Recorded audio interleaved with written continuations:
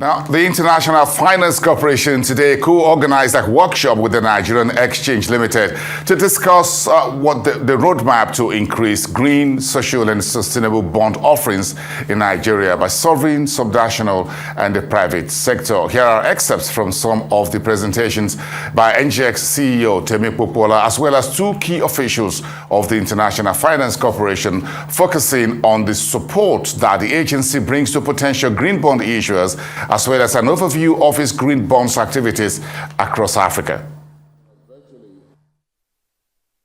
The African Development Bank estimates that Africa will need investments of over $3 trillion, that's $3 trillion, in the mitigation and adaptation towards these by 2030 in order to implement its nationally determined contributions. However, the limited flow of climate finance remains a major issue for the implementation of mitigation and adaptation actions in Africa, particularly in our country, Nigeria.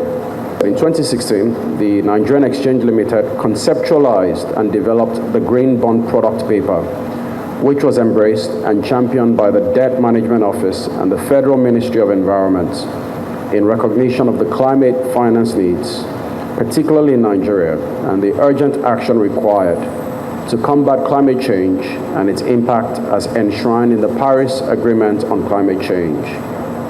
This endeavor resulted in the issuance of the first 10.6 billion naira, that's about $25 million at the time, 5-year green bond in 2017 to fund renewable energy development projects.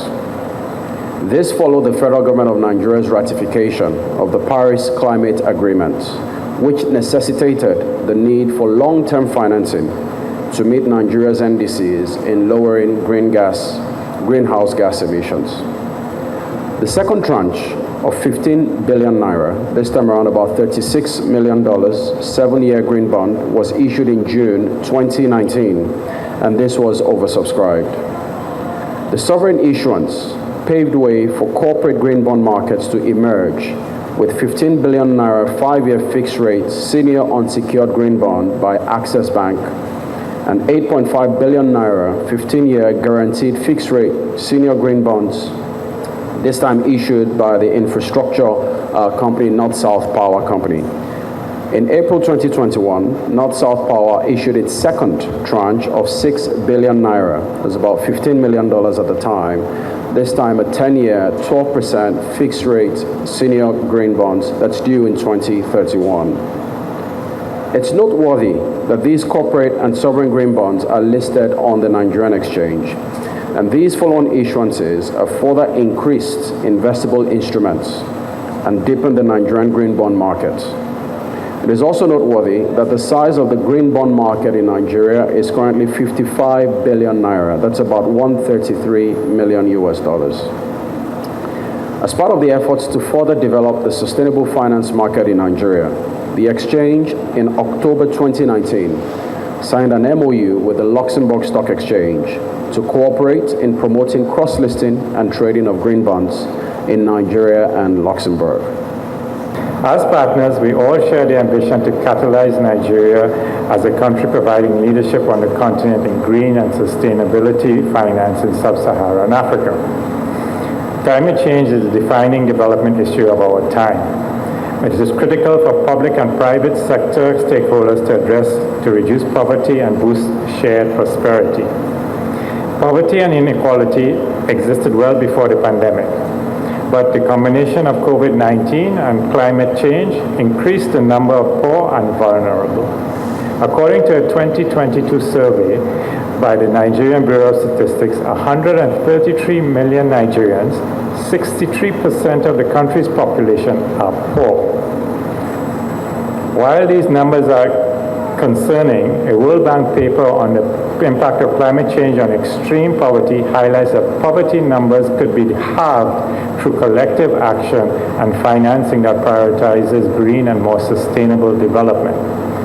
This is one of the many reasons why the World Bank Group, already the largest multilateral financer of climate action in emerging markets, reiterates its commitment to do even more through its climate action plan.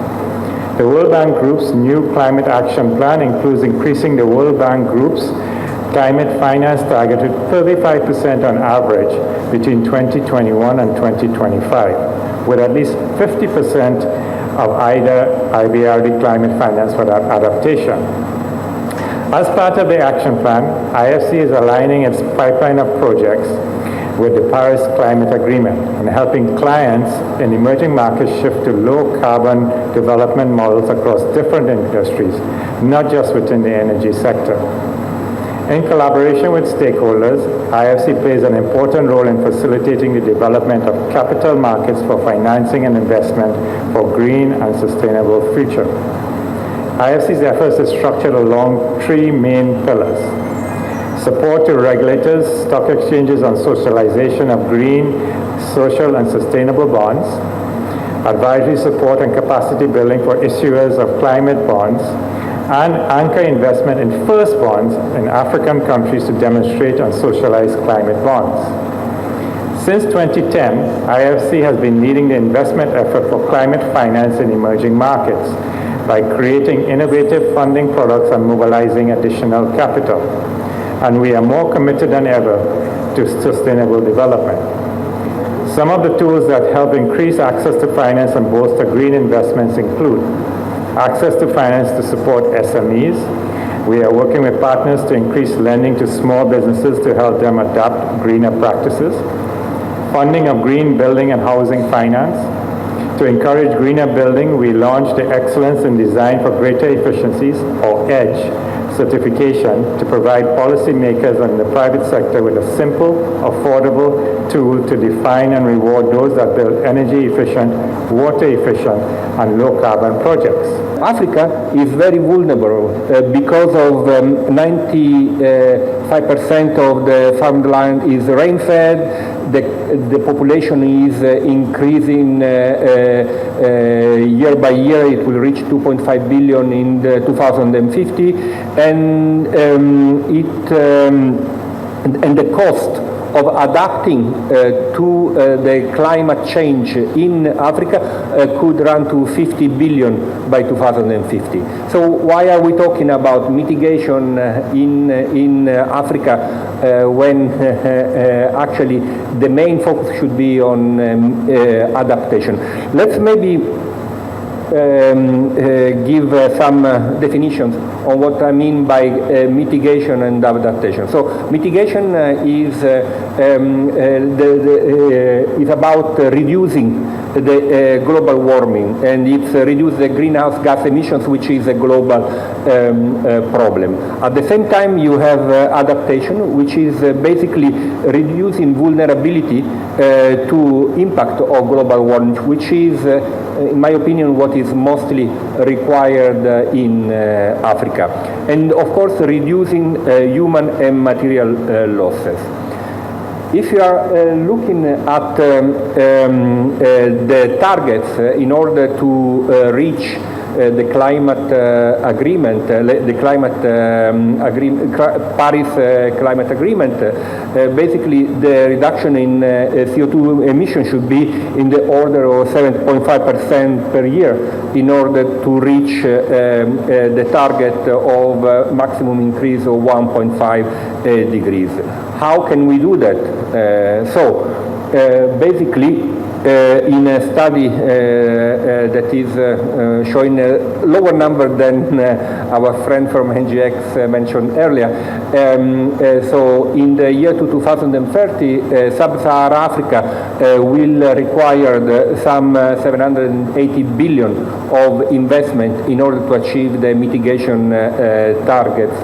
But this could be much higher based on the also adaptation and then the different updates that have been done on the NDCs over the last few years. Now, in emerging markets, the figure goes up to 23 trillion.